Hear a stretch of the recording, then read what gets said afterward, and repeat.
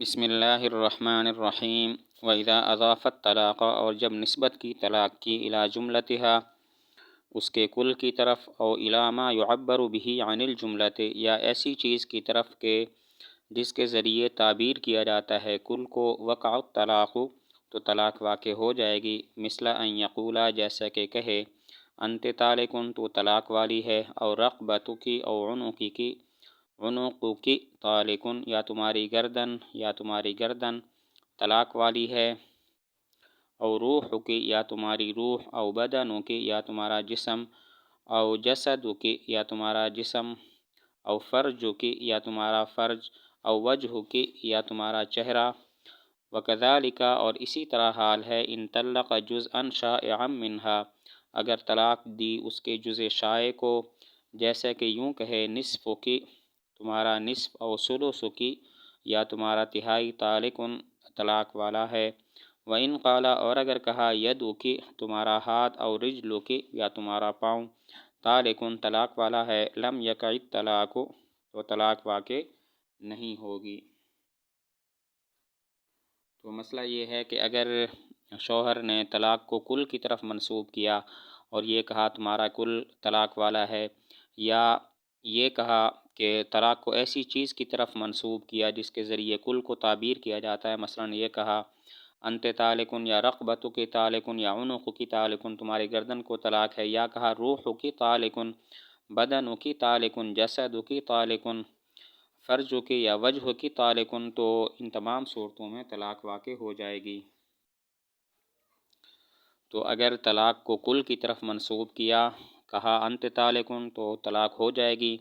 طلاق کو ایسی چیز کی طرف منسوب کیا جس کے ذریعے کل کو تعبیر کیا جاتا ہے تو بھی طلاق واقع ہو جائے گی، مثلا یہ کہا رقبتک یا عنقک طالق۔ وکذالک ان طلق اس کا مطلب یہ ہے کہ اگر عورت کے جزء شائع کو طلاق دی، پھیلے ہوئے جز کو طلاق دی تو بھی طلاق واقع ہو جائے گی، مثلا کہا نصفک طالق یا ثلثک طالق۔ اب یہ جزء شائع ہے، پورے جسم کے اندر پھیلا ہوا ہے، یعنی کہ عورت کے ہر جسم کے ہر حصے پر نصف یا ثلث کا اطلاق ہو سکتا ہے، تو اس سے بھی طلاق واقع ہو جائے گی۔ لیکن اگر یہ کہتا ہے یدک طالق یا رجلک طالق تو اس سے طلاق واقع نہیں ہوگی، کیونکہ اس کے ذریعے نہ تو کل کو تعبیر کیا جاتا ہے اور نہ ہی یہ جزء شائع ہے، اس لیے اس سے طلاق واقع نہیں ہوگی۔ اگر کہا یدک یا رجلک طالق تو اس سے طلاق واقع نہیں ہوگی۔ وَإِن طَلَّقَهَا اور اگر اس کو طلاق دی نصف تطلیقۃ آدھی طلاق، او ثلث تطلیقۃ یا تہائی طلاق، کانت تطلیقۃ واحدۃ تو ایک طلاق ہوگی۔ اگر یہ کہا تمہیں نصف طلاق ہے یا تمہیں تہائی طلاق ہے تو اس سے ایک طلاق واقع ہو جائے گی۔ اگر کہا تمہیں آدھی طلاق ہے یا تمہیں تہائی طلاق ہے تو اس سے بھی طلاق واقع ہو جائے گی۔ وطلاق المکرہ اور اس شخص کی طلاق، مجبور کی طلاق، والسکران اور نشے والے کی طلاق، واقع ہے۔ ویقع الطلاق اور طلاق واقع ہو جائے گی اذا قال نویت بہ الطلاق جب یہ کہے میں نے اس کے ساتھ طلاق کی نیت کی۔ کسی کو مجبور کیا گیا کہ اپنی بیوی کو طلاق دو، یا کوئی نشہ میں ہے اس نے طلاق دے دی، تو ان دونوں کی طلاق واقع ہو جائے گی اگر یہ کہتے ہیں کہ ہماری نیت طلاق کی ہے۔ کسی کو مجبور کیا گیا یا کوئی نشے میں ہے تو طلاق ان کی واقع ہو جاتی ہے جب یہ کہیں نویت بہ الطلاق میں نے اس کے ساتھ طلاق کی نیت کی ہے۔ ویقع اور واقع ہوگی طلاق الاخرس بالاشارۃ گونگے کی طلاق اشارے کے ساتھ۔ گونگا بھی اپنی بیوی کو طلاق دے سکتا ہے اور اس کی طلاق اشارے کے ساتھ ہوگی۔ وَإِذَا أَضَافَ الطَّلَاقَ اور جب طلاق کی نسبت کی الی النکاح نکاح کی طرف، وقع عقیب النکاح تو واقع ہو جائے گی نکاح کے بعد، مثل ان یقولا جیسے کہے ان تزوجتک فانت طالق اگر میں نے تم سے شادی کی تو تمہیں طلاق ہے۔ او قالا یا کہا کل امرأۃ اتزوجها ہر وہ عورت کے جس سے میں شادی کروں فہی طالق تو وہ طلاق والی ہے۔ طلاق کو اگر نکاح کی طرف منسوب کیا تو نکاح کے فوراً بعد طلاق واقع ہو جائے گی۔ اس کی دو مثالیں ہیں، نمبر ایک ان تزوجتک فانت طالق کسی عورت کو کہا اگر میں نے تم سے شادی کی تو تمہیں طلاق ہے، یا کہا کل امرأۃ اتزوجها فہی طالق جس عورت سے بھی میں نے شادی کی، ہر وہ عورت جس سے میں شادی کروں تو وہ طلاق والی ہے تو شادی کے بعد اس کو طلاق واقع ہو جائے گی۔ اگر طلاق کی نسبت نکاح کی طرف کرے تو نکاح کے فوراً بعد طلاق واقع ہو جائے گی۔ مثلاً یہ کہے ان تزوجتک فانت طالق، اگر میں نے تم سے شادی کی تو تمہیں طلاق ہے، یا کہا کل امرات اتزوجها فہی طالق، ہر وہ عورت کے جس سے میں شادی کروں اسے طلاق ہے، تو شادی کے فوراً بعد طلاق واقع ہو جائے گی۔ وَإِذَا أَضَافَهُ، اور جب اس کو منسوب کرے الی شرط، شرط کی طرف، وقع عقیب الشرط، تو طلاق واقع ہو جائے گی شرط کے بعد۔ جیسے کہے لِامْرَأَتِهِ، اپنی بیوی کو، ان دخلت الدار فأنت طالق، اگر تو گھر میں داخل ہوئی تو تمہیں طلاق ہے۔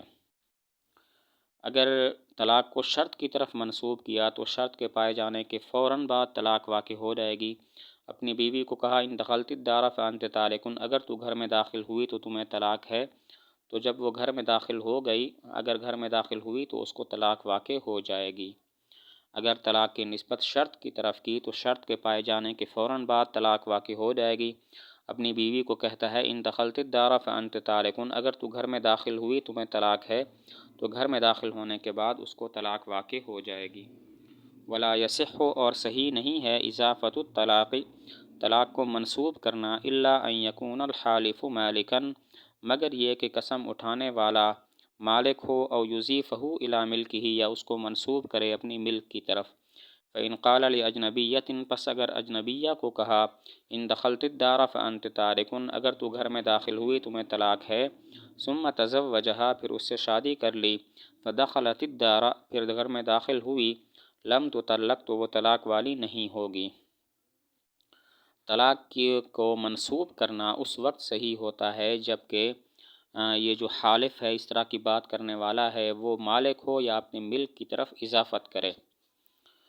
مالک ہو جیسا کہ اپنی بیوی کو کہے ان دخلت الدار فانت طالق، یا ملک کی طرف نسبت کرے جیسا کہ کہے ان تزوجتک فانت طالق۔ لیکن اگر ان دو باتوں میں سے کوئی بات نہ ہو، مثلا اجنبیہ کو کہتا ہے ان دخلت الدار فانت طالق، اگر تو گھر میں داخل ہوئی تمہیں طلاق ہے، پھر اس اجنبیہ سے شادی کر لیتا ہے